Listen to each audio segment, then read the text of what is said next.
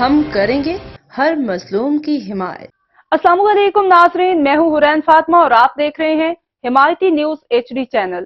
نظر ڈالتے ہیں آج کی اہم خبر پر۔ بھارت تنازعہ کشمیر پر بامانی اور نتیجہ خیز مذاکرات کرے۔ خطے کے بہترین مفاد میں بھارت 5 اگست 2019 کی سوچ سے باہر نکلے۔ کشمیری بزرگوں، ماؤں، بہنوں، بیٹیوں اور بھائیوں سے اظہار یکجہتی کرتا ہوں۔ 5 فروری محض دن نہیں، یہ ہمارے پختہ عزم کی تجدید، یقین دہانی کا دن ہے۔ آج عظیم شہداء کو سلام پیش کرنے آئے ہیں۔ کشمیریوں کو حق خود ارادیت ملنے تک ان کے ساتھ کھڑے ہیں۔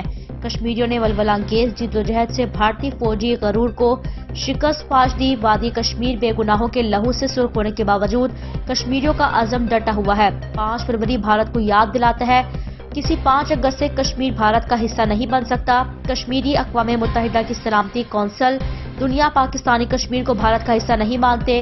قائد اعظم محمد علی جناح نے کشمیر کو پاکستان کی شہر قرار دیا۔